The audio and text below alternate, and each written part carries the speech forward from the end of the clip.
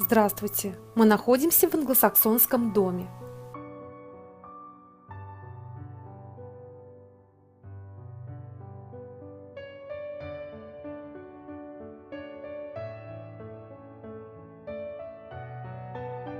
Англосаксонское общество было по сути аграрным. Основой экономики служило сельское хозяйство, и люди всех сословий жили преимущественно на земле, в деревнях или на отдельных хуторах. Только ремесленники проживали в городах, но их было крайне мало. В течение последних нескольких лет были сделаны первые шаги к тому, чтобы описать жизнь англосаксонских сельских жителей с учетом новых данных об их домах и поселениях. Имеющиеся археологические свидетельства относятся к различным периодам и разным экологическим и климатическим условиям. Однако, несмотря на это, существует соблазн попытаться изобразить некую общую картину англосаксонской жизни.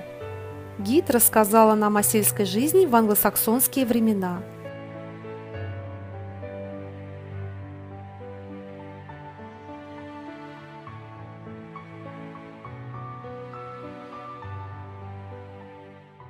Well, we portray the early period of the Saxons because it runs from about 410 right through to 1066, the Battle of Hastings.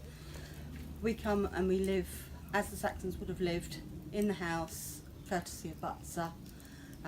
We cook on the fire, we use a skillet for the frying, or we have stews and things in the cauldron which would be lowered down over the heat.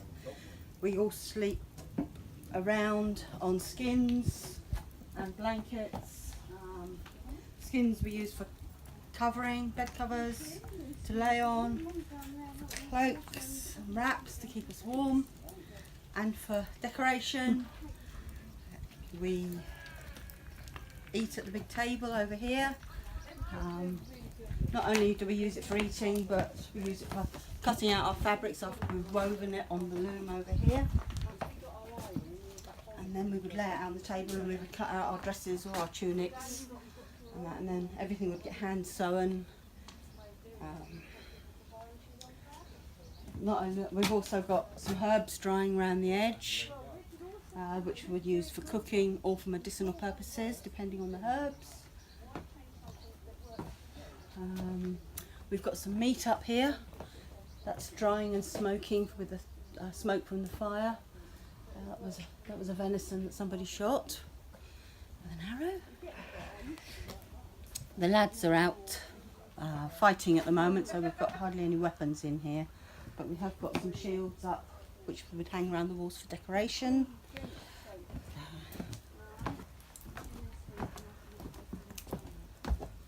We've got some cooking pots here. If we want something to keep or to cook slowly, we might put in food around the fire there.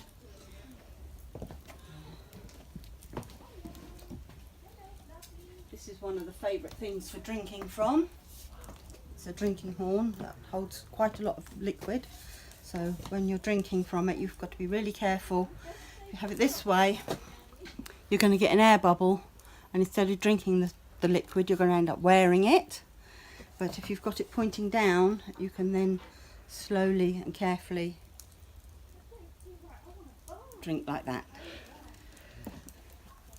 And quite often in the evening we'll be sitting around the fire and this would be filled up with mead, and then we would drink and pass and drink and pass so that it went round the circle, and we would entertain ourselves by telling stories and riddles and things.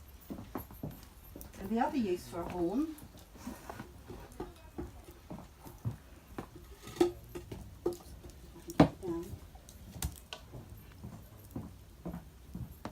is a blowing horn.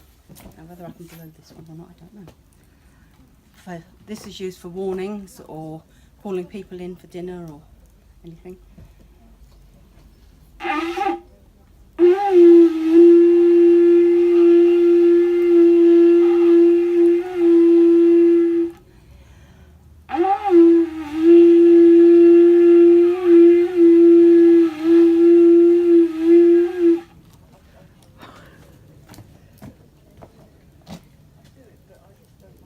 Other stuff. I mean, sometimes horns are made into a cup. The only problem with a drinking horn is once you're holding it, you can't put it down because it's going to spill.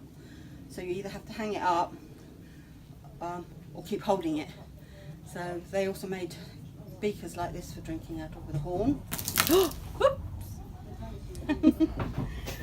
And there's various different ornaments because the Saxons like their jewellery.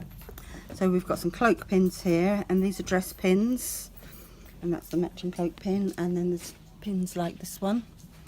They like their really posh fancy stuff. And this one here. I'm wearing what's called a peplos, which, as we're early people, we took this from the Romans, so it's nice and comfortable, especially for the summer.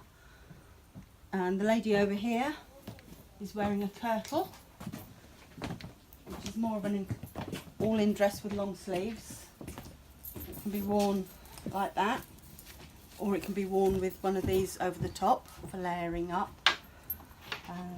Again, it's nice and comfortable. We've got, everyone carries their own personal eating knife. You have all your worldly goods on you, mainly. This is a vanity set. So we've got here your tweezers, a toothpick, and the best one of all, the earwax spoon. After you've cleaned your ears out and you've got your wax in there, you would take it off and you would use it on your thread to strengthen your thread before you start sewing. The other thing you would have in your belt is a pouch, which you can keep all your other bits and pieces in. Bits of cloth and maybe some spare jewellery and your comb and hair beads and anything that's precious to you.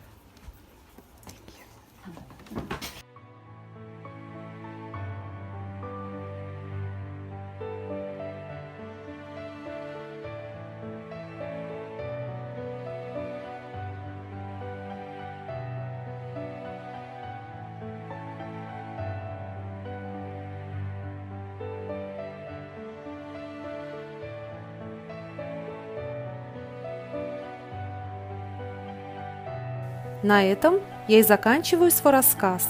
Встретимся в следующих выпусках, не пропустите!